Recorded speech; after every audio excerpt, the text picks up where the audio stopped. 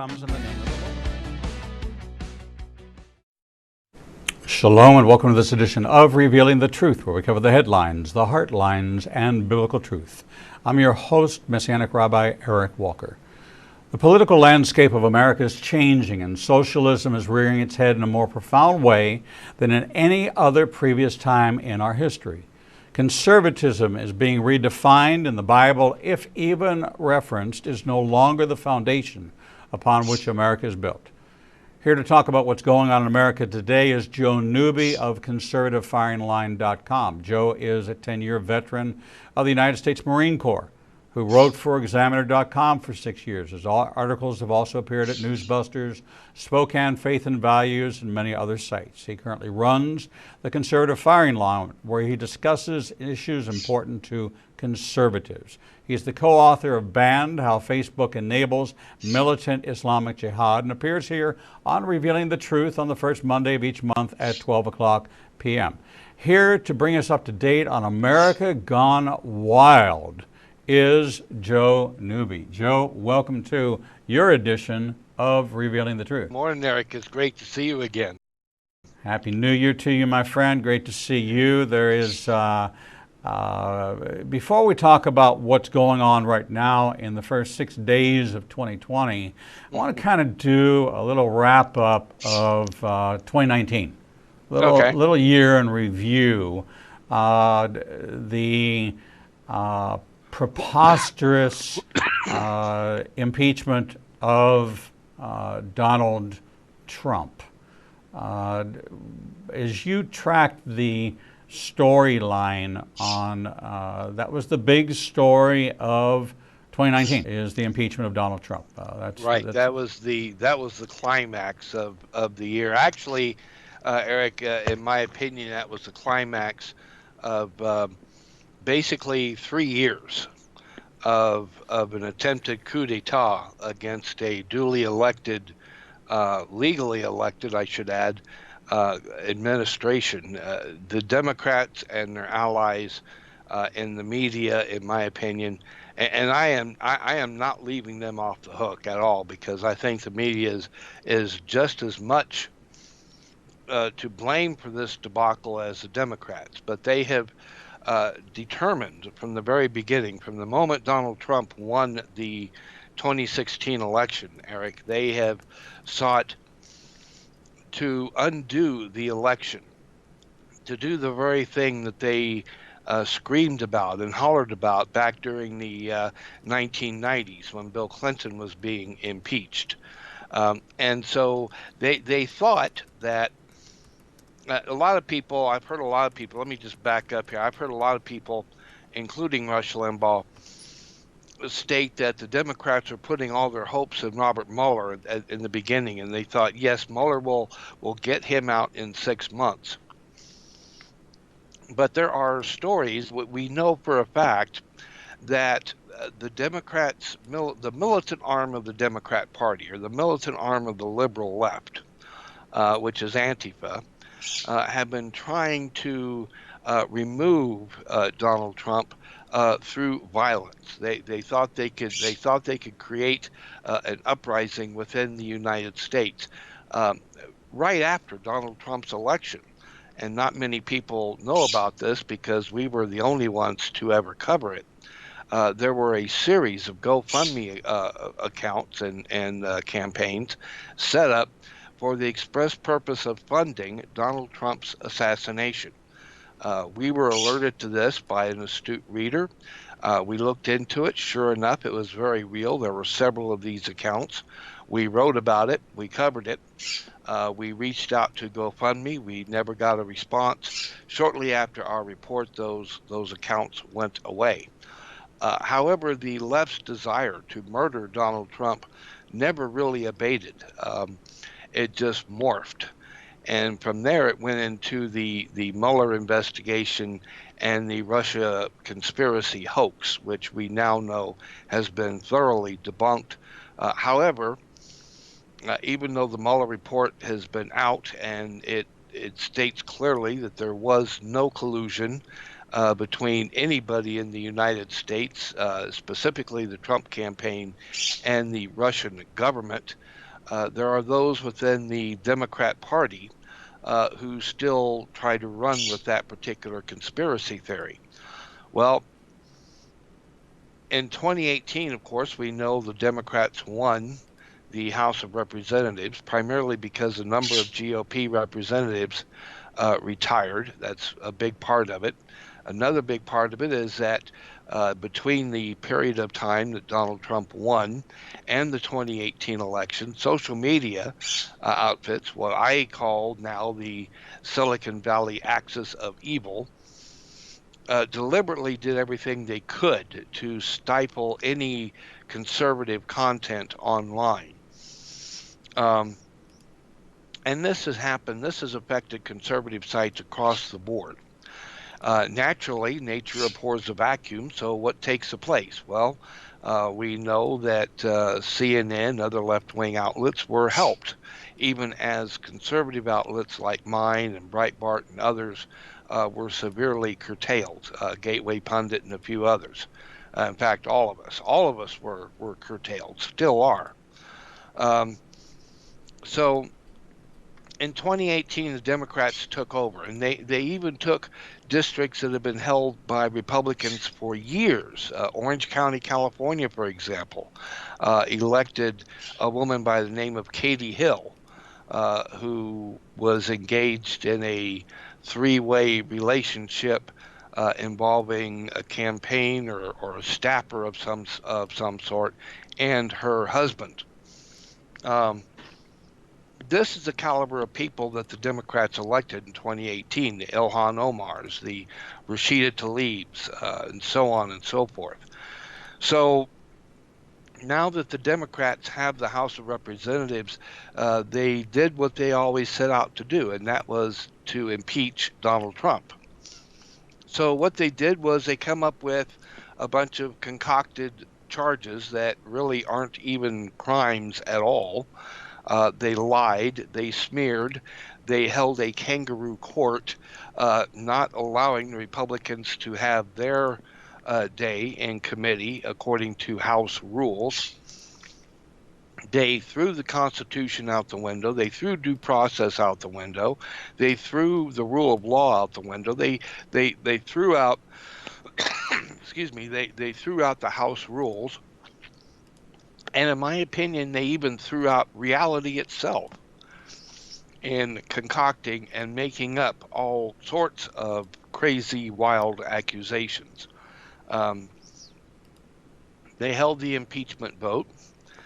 They voted to impeach him. However, Nancy Pelosi, even, and this, Eric, is after they told us breathlessly for months, we got to get rid of Trump right now. He's got to go. He's an existential threat to the universe. The whole space-time continuum will fall apart if we don't get rid of Trump. This is the kind of rhetoric we got from the left. So after they hold this sham impeachment vote, what happens? Nancy Pelosi decides that she's going to hang on to these articles of impeachment and not send them to the Senate. And now she is trying to get the Senate to essentially bend to her will and produce the end result that she wants. But that's not even constitutional, Eric. So this is where we're at right now. And what they didn't count on was the fact that the American people saw through all of this. Except for those on the hardcore rabid left, the American people saw through this. They see what's happening. We've got one Democrat after another who has come out and admitted that they had to impeach Trump because of the upcoming election. So the cat is out of the bag. What happened? Well, instead of bringing his ratings down, the impeachment effort actually improved his ratings considerably. Right. And Democrats are now fighting for their electoral lives, at least over in the House. So I think this is where we are now. And I think that Republicans have a very good chance if they stick together, if they stick to their guns, if they stick to the Constitution and keep pounding that message home to the American people, well, the way Lindsey Graham has, the way Matt Gaetz and Jim Jordan and some of these others, Devin Nunes have. I mean, some of the reports that came out over these sham impeachment hearings were just unbelievably ridiculous. The things that Adam Schiff was doing, lying in the during the hearings, misrepresenting Donald Trump's call with the Ukraine president, on and on and on. Um, Personally, I hope the Democrats keep it up because at this rate, maybe we'll be able to get rid of every Democrat in Congress and let the adults take over for a change. But that's just me.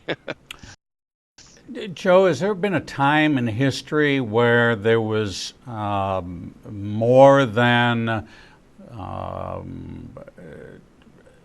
70 or 75% one party over another in the House? What do you recall as the highest percentage of one party's control over the House or the Senate? That's something I wish I could answer right off the top of my head, but I really can't, to be honest with you. If it has, it's been a very long time. I do know, however, that the Republicans, more than once, Republicans have had very good majorities in both the House and the Senate.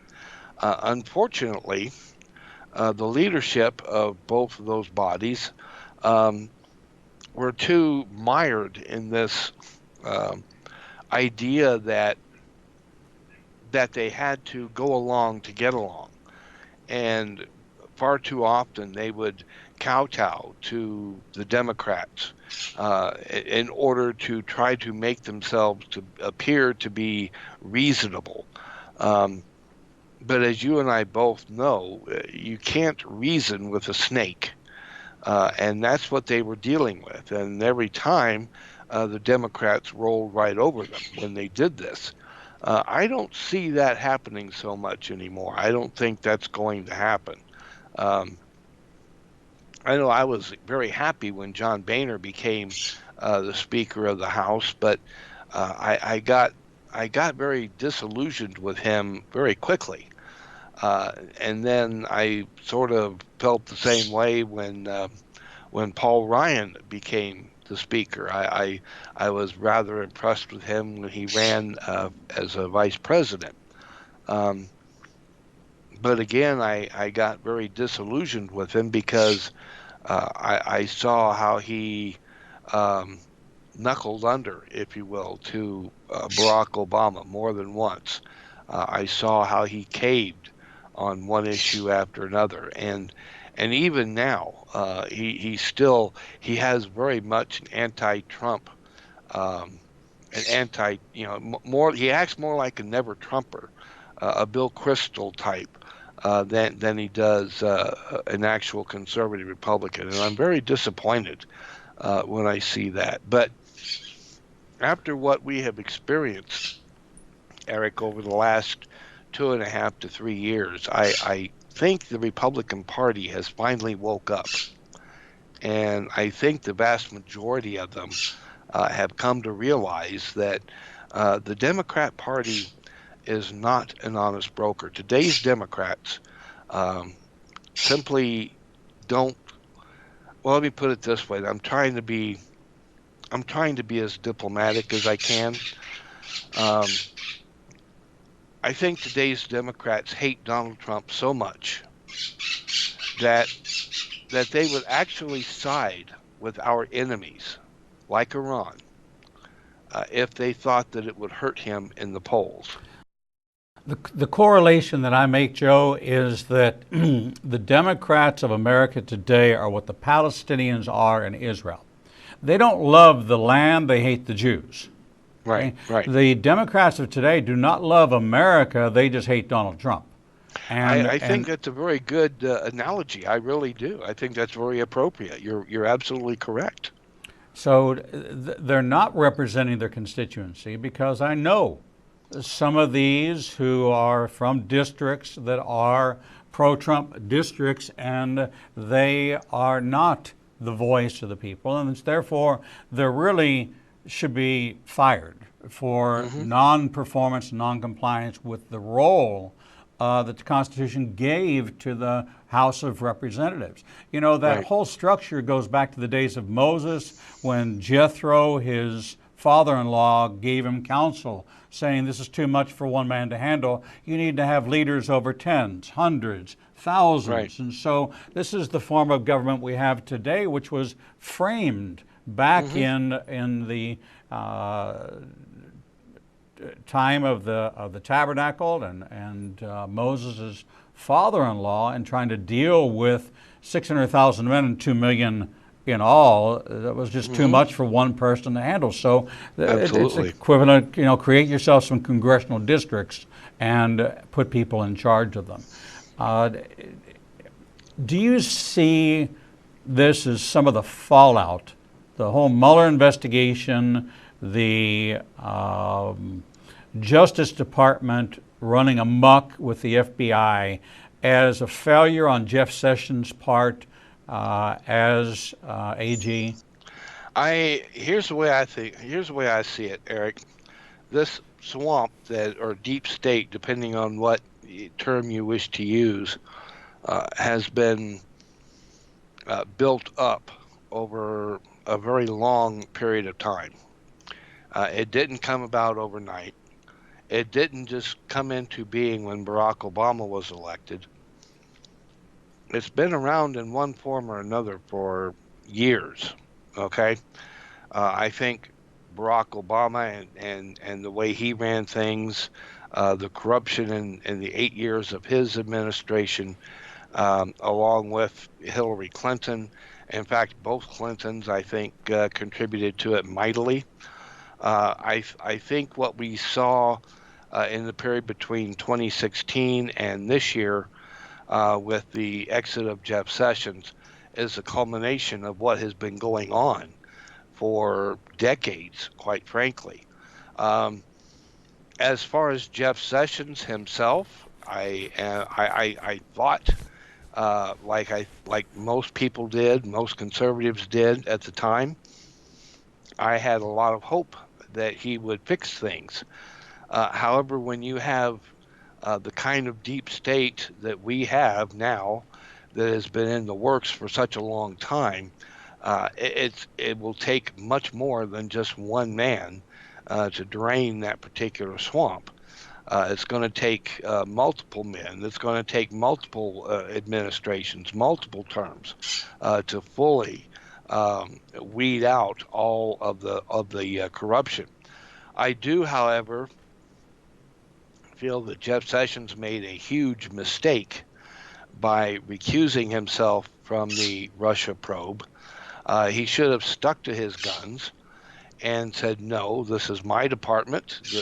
I'm in charge of this department, and we're going to do the investigation and let the chips fall where they may." And if the special investigator, he wasn't really a prosecutor per se, but if the special counsel wants to talk to me or ask me questions, I'll be more than happy to do so. But I am not going to recuse myself from anything with the word Russia in it, simply because I supported Trump during the campaign, and I think that's the way he should have done it. Instead, the Democrats did to him what they have done to every Republican, and that was to roll over him, to bully him, intimidate him into recusing himself. And so he did what Republicans for the last 20, 30, 40 years have done. He curled up into his fetal ball and said, "Okay, I just want to keep the peace. I'll recuse myself." Um, and look at where we are now. I can't personally imagine that a Bill Barr would do something like that. And that's, I think, is a problem. I think Jeff Sessions is a good man. Don't get me wrong. He was a very good senator. I think he would be a good senator again. I just think he was in the wrong place at the wrong time as the Attorney General. And I think he made a huge mistake by recusing himself the way he did. You know, we're seeing a shift, and I don't know if it's a constitutional crisis, but it certainly can bring us on the brink of a constitutional crisis. The rules of impeachment provided for in the Constitution are quite clear, is that the House impeaches, the Senate tries. The House is now finished. They are to cleanly hand off, and the Senate is supposed to conduct a trial using the rules of law, the rules of evidence, the Socratic system of examination, cross-examination, the whole procedure for entering into evidence, Exhibit A, Exhibit B, recordings, what have you, and to then render a verdict of a jury of 100, presided over by the Chief Justice of the Supreme Court, so that it's done under the legal Department of Justice legal system, under the oversight of the highest court in the land.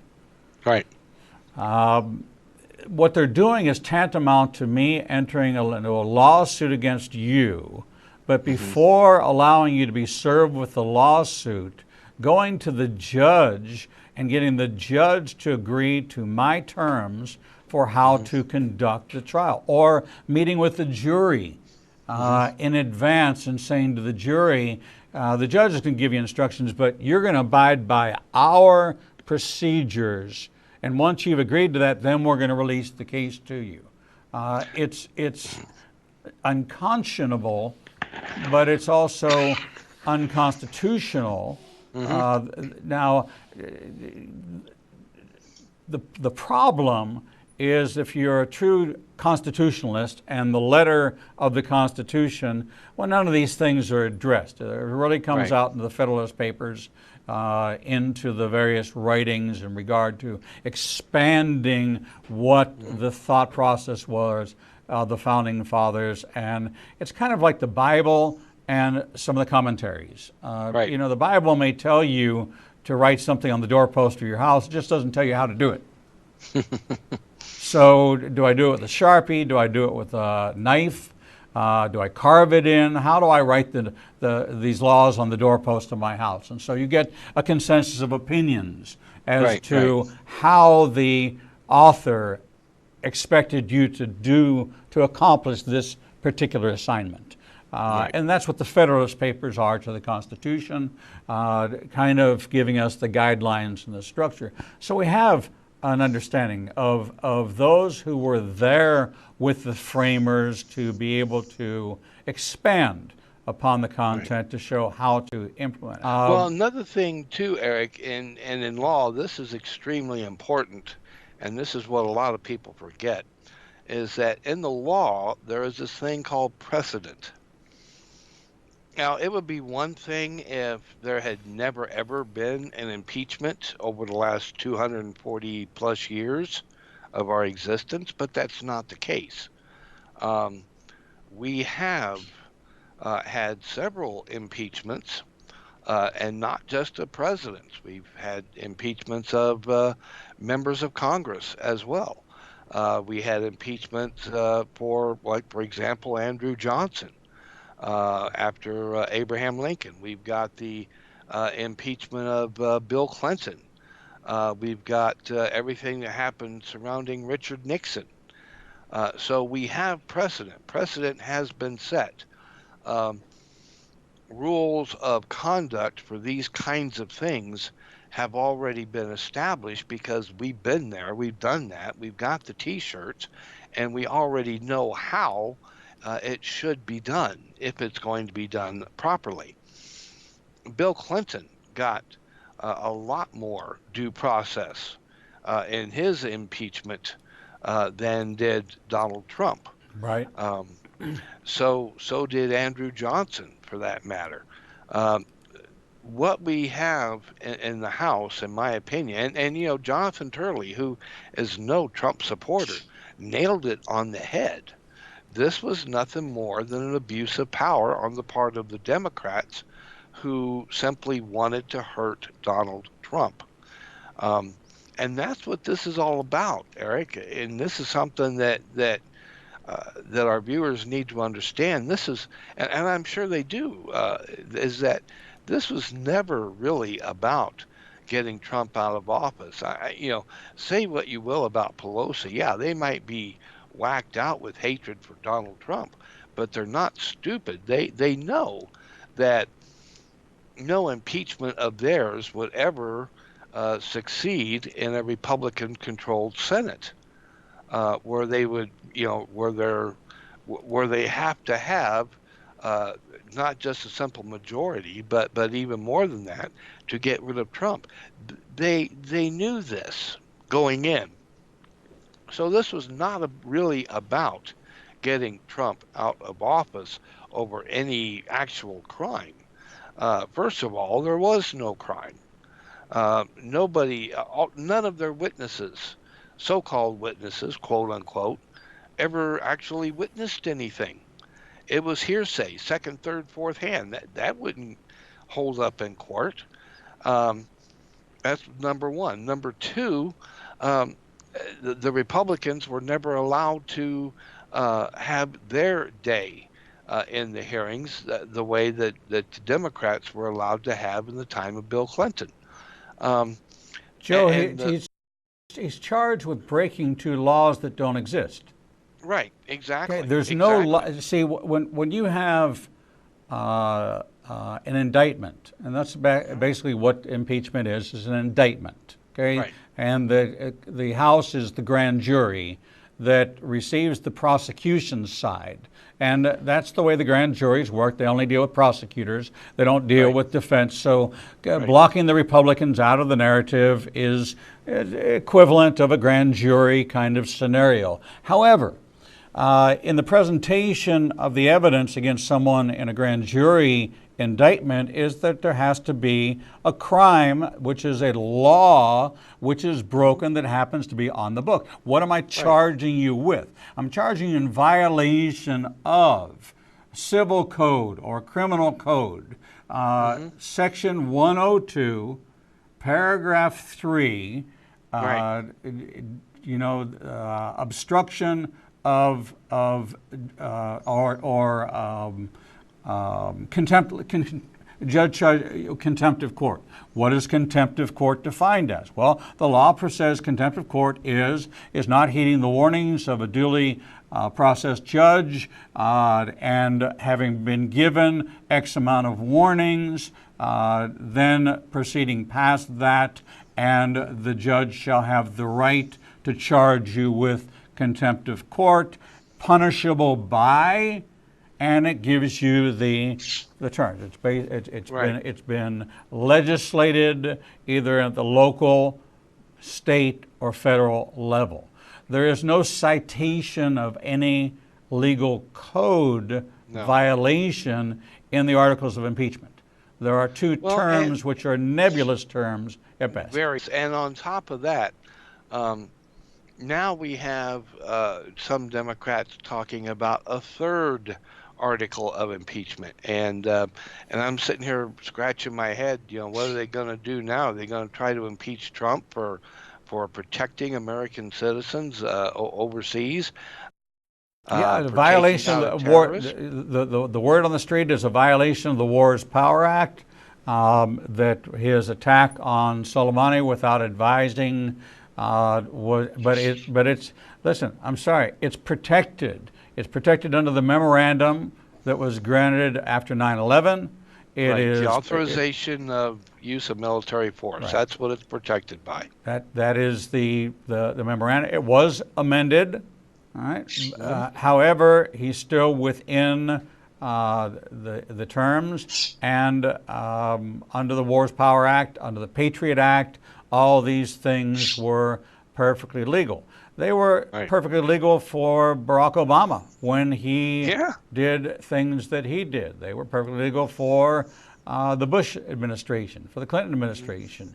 It's just this bitter resentment, hatred of Donald Trump who's brought more jobs. You know, this is an issue of style versus content. And if you remember the Saturday rock and roll show with Dick Clark and Yeah, American Bandstand. American Bandstand, Yeah. right? And they would rate, right? Mhm. I give it an 85. I liked the lyrics, but the beat wasn't so great. Yeah. You know, with style and content kind of voting. It's kind of like they do with the Olympics, okay? Style and degree of difficulty. Right. They hate Donald Trump's style. Yeah. But they can't argue, and so nobody is arguing. Nobody's coming after him about economic growth. Nobody's coming after him about, are they demonizing him because their economy is robust? Are they demonizing him because my stock in Apple went up 133% last year? Okay, is anybody slicing and dicing him because the stock market is at all-time record highs, that the African American employment numbers, all-time record highs, Latin American, Latino employment, all-time record highs? No, it's all because all of this, Eric, is because of one simple thing. Donald Trump did the unthinkable. He beat Hillary Clinton. That's all this is about. He beat Hillary Clinton. And period. this is the punishment doled out to him for that. And it's revenge. That's what it is. It's revenge. Well, you know, I'm hoping that after he's reelected in his second term of office, that he will actually proceed with a Republican-controlled House and a Republican-controlled Senate with the prosecution of Hillary Rodham Clinton and the Clinton Foundation. He will have had all this time to gather the evidence. I believe he hasn't acted upon it because he's not going to get the support to go after her until he has the House and the Senate on his side, and he turns it over to a justice system of his appointees. That's why this staggering number of judgeships that he has appointed is all putting people in a place. And you're in the 9th district in that liberal. Well, that landscape is about to change because he's put some folks on there that aren't going to go with this reversing all of his immigration policy. Donald Trump, even in his first term, he has irrevocably changed the face of our courts. But it goes even deeper than that. I think with him being in the second term, he's going to have to start prosecuting people. Yes. We need to start seeing people prosecuted. It's that simple. Because this is his last, that will be his last chance to get that done. He won't have anything to lose in 2024, period. He won't be running for office. Who knows? Maybe Mike Pence will, maybe someone else will, but he won't be. So he really has no choice but to start going after the deep state. He's got to. In order to have any lasting credibility, in my opinion. I mean, he's going to have credibility, economy-wise, regarding the jobs rate. And you're absolutely right. There's no arguing with that. But he's going to have to do something else. He's going to have to start frog marching people and putting them into irons. Quite frankly, whether it be Hillary Clinton, whether it be John Kerry for conducting his own personal foreign policy with Iran, regardless, even if it's a Michael Moore or a George Lopez. And I'd like to get into some of that if we can today. We will. We're going to, as a matter of fact, that's exactly where we're going to dovetail into our break. And when we come back from break, we're going to take a look at the Logan Act and when that came into force, what that was about in negotiating with foreign interests against the United States, and how that applies in this case, and why it is a federal offense to do what many of these Hollywood wannabes are participating in. We're talking with Joe Newby of the conservativefiringline.com, and he is a conservative voice in a noisy world, but a voice of clarity. We're going to take a short break, and when we come back from break, we'll continue in this discussion and talk about the Logan Act. We'll be right back. The Lord meets you right where you are, and so does Igniting a Nation's new live streaming outlets. You can now watch Revealing the Truth, Revealing the Bible, and Prophecy Revealed simulcast live each Monday through Friday from 10 a.m. to 1 o'clock p.m. Central Standard Time on YouTube Live, Facebook Live, Vimeo, Periscope, and through our website, www.ignitinganation.com. No matter what device you are using, our program will automatically scale so you won't have to miss a single program. And if you happen to miss an episode, you can always subscribe to the Igniting a Nation YouTube channel and access over 1,000 interviews and never miss your favorite authors, special guests, and topics that interest you the most.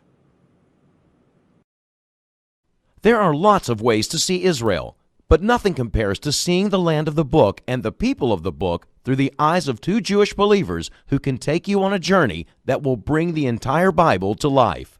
When you join Rabbi Eric Walker and his #1 rated tour guide, Edo Canaan, in Israel, you'll experience incredible teachings, first-class accommodations, and actually walk where Jesus walked. You will experience the Bible transforming from black and white into living color, and you will never see the Bible in the same way again. For more information, visit us at www.ignitinganation.com/events. The Lord contends with what contends with you, and Igniting a Nation is committed to bringing to light each and every issue that faces a believer's life. Our live stream programming and teachings take you on a journey to finding biblical truth from a wide variety of experts who share their insights into a deeper walk with the Lord. We have assembled the most comprehensive panel of experts in the fields of prophecy, caregiving, healing from trauma, shame, and abuse, and so much more. We continue to expand our teachings and programming to meet your needs. We're committed to healing the nations with biblical truth. Visit www.ignitinganation.com to develop a deeper walk with the Lord and start your journey to a transformed life. The Bible commands us to study to show ourselves approved, but most study using Bible study tools and not actually studying the Bible chapter and verse. Igniting a Nation is pleased to present Revealing the Bible, recorded and taught each week before a live audience. We take you deeper into the actual Bible and verse in both Hebrew and English, and connect the dots between the Old and New Testament. You can attend our 2 classes in Tuscaloosa and Birmingham, or watch the program every Wednesday at 11 a.m. Central Time on ignitinganation.com and all our other simulcast outlets. For more information, visit www.ignitinganation.com/events.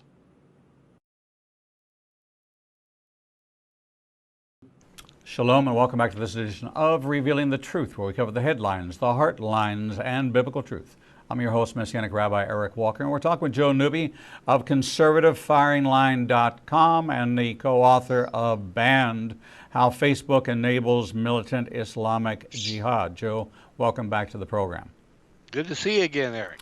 Before we went to break, we talked a little bit about what Hollywood's response is to this $80 million bounty that the Islamic Jihad and the various mullahs have put out as a hit on Donald Trump, and the responses of Michael Moore, of George Lopez, and really any American citizen that were to engage in even a dialogue with a representative, even from CARE or anybody representing the Islamic interest in this matter, would be in violation of the Logan Act. And so that's something that most people are not familiar with, you and I doing what we do. But what is your take on the Logan Act? If you can summarize it, and why they could be charged with a federal, even espionage type offense. Let me back up, if I can just kind of regroup and bring everybody up to speed, because things have been going hot and heavy since this strike that took out Suleiman.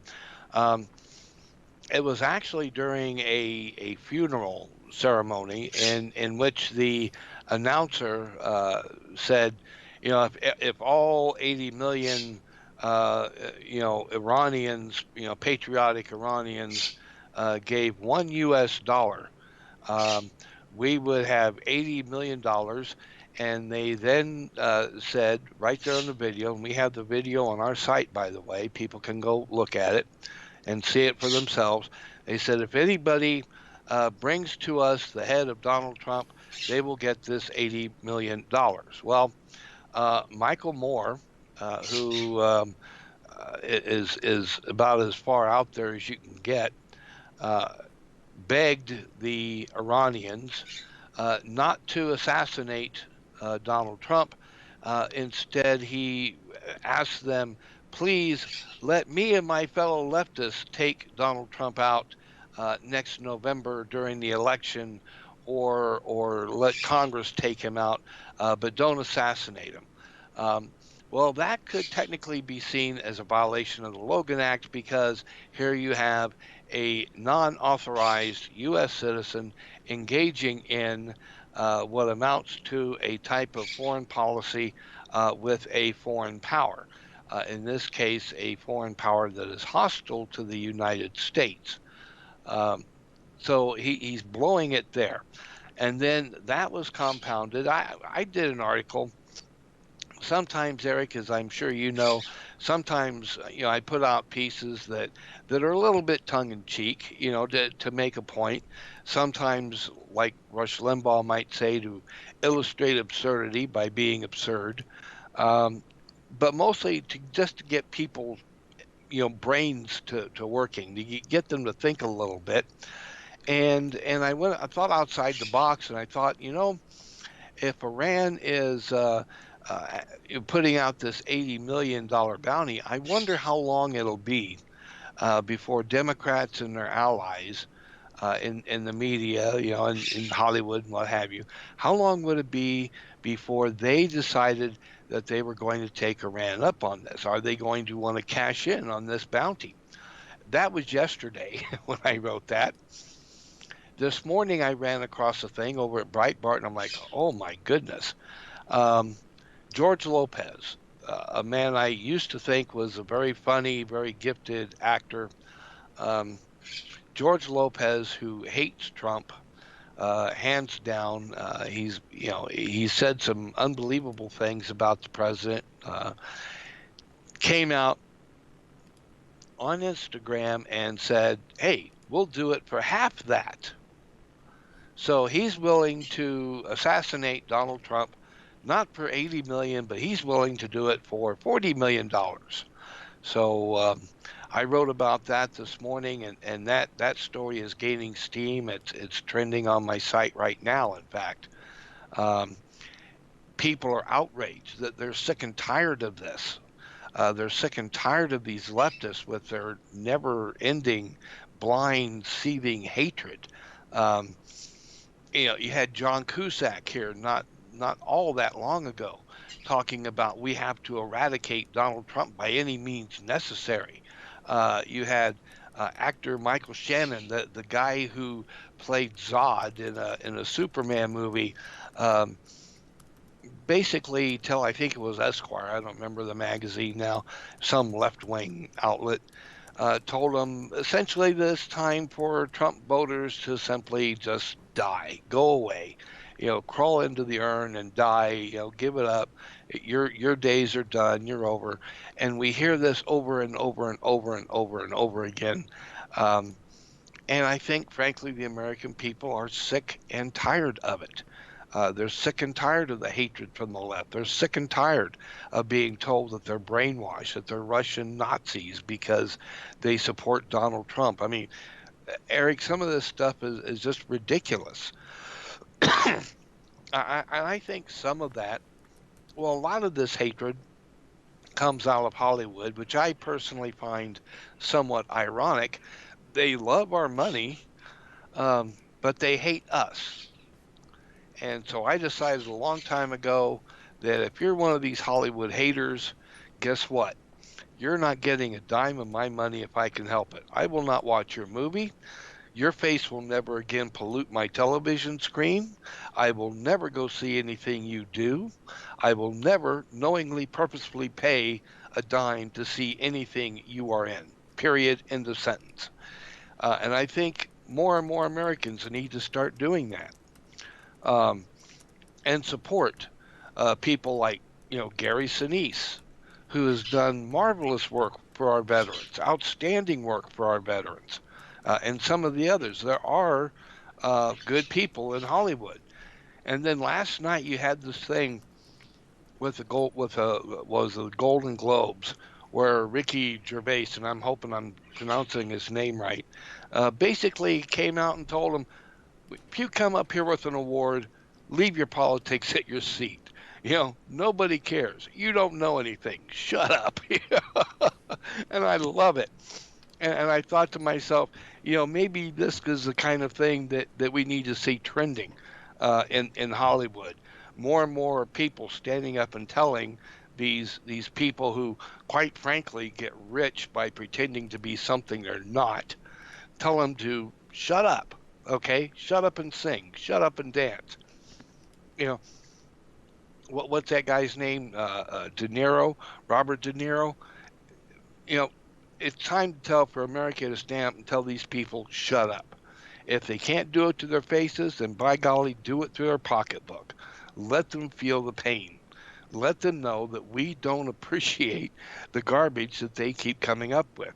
And I thought that last night was epic. Seriously. But as far as the Logan Act, honestly, um, uh, as much as what Michael Moore did concerns me, and it does in a bit, I think a lot of that just him doing what he does best, which is popping off about something he knows nothing about. But where I do get concerned with Logan Act violations is with John Kerry and others who are essentially trying to have their own personal foreign policy behind, with the idea that is of undermining Donald Trump, doing it behind his back and undermining what he's doing. I think that is something that definitely needs to be addressed by the Justice Department because I think that is serious enough to actually cause problems. I don't think Michael Moore popping off on Instagram and sending a letter to the mullahs. I don't think that's going to do anything. I don't think that's going to go anywhere. The mullahs are going to look at this and toss it in the trash can where it belongs. But somebody like a John Kerry, somebody like that, I think, uh, is dangerous enough that it could cause us some issues, could cause some problems, and I think the Justice Department needs to step up and take action to stop that. It's interesting you mentioned John Kerry. I always called him Lurch. He reminded me of from the Addams Family. By the way, served in Vietnam. Don't forget. He served in Vietnam. Lurch? Yes, by that's the thing. You see that in a lot of blogs. Right. John Kerry, who, comma, by the way, comma, served in Vietnam. Yes. It's these are violations of federal law. They are. American citizen can't, and that's that's the Hunter Biden kind of thing. I mean, he too is somebody that is suspect in a lot of these actions. There's so many bad actors out there in the government spectrum. People who come into Congress and they have a bank account and net worth of $400,000, and they leave after 5 terms in the House, and they've got $23 million in the bank. And they're entitled to $180,000 some odd dollars in retirement and pension benefits. It's the most generous job pension plan. You can be a one-term senator and have pretty much income for life because of your public service. You were 10 years in the Marine Corps. How much are they still paying you for putting your life on the line for America? Nothing. Not a zero. Not a thing. No check for not Joe. A thing. Nope. No check for Joe. So you're having to take your experience, and I'm glad you have that, and we're proud of you for it. So we've got about a minute and a half left. What's going to happen next? That, I think, is anybody's guess. I think what's going to happen is the Democrats are going to continue to scream and yell at the moon, and Donald Trump is going to continue to protect the American people and live up to his oath to protect and defend the Constitution from all enemies, foreign and domestic. That's what I say in an overly broad nutshell. I think that's what's going to happen, and the left is going to continue to melt down, and it's going to get worse. Well, absolutely. Bernie Sanders as president is not going to happen. Not going to happen. Joe Biden as president is not going to happen. No, not going to happen. No. In fact, Joe Biden might find himself in a mental institution by the time this is all over with. Who knows? He certainly bears a lot of the resemblance to early onset of something, or late onset of something, because he's old enough to have it. We've been talking with Joe Newby of conservativefiringline.com. If you like his rapier wit, if you like his approach to the topics of the day from a conservative perspective, then visit conservativefiringline.com and just hit the Facebook like button. Follow them on Facebook, Twitter, Instagram, YouTube, all those places. You can find them. Great contributors on their blog roll of contributing authors and contributing sites, and you'll find it as almost a one-stop shop for conservative biblical values that America was founded on. Joe Newby oversees that and is a regular guest here on the first Monday of every month at the 12 o'clock hour as we talk about America Gone Wild right here on the Conservative Firing Line show with Joe Newby. Joe, we will see you back here in February with the news of the day, the stories of the day, and I'll keep on reading and laughing as you write some of these great, insightful stories. Thank you. Thank you, Eric. It's great to see you again, and Happy New Year. Happy New Year to you, my friend. We're going to take a short break, and when we come back, we'll bring you the next edition of Revealing the Truth.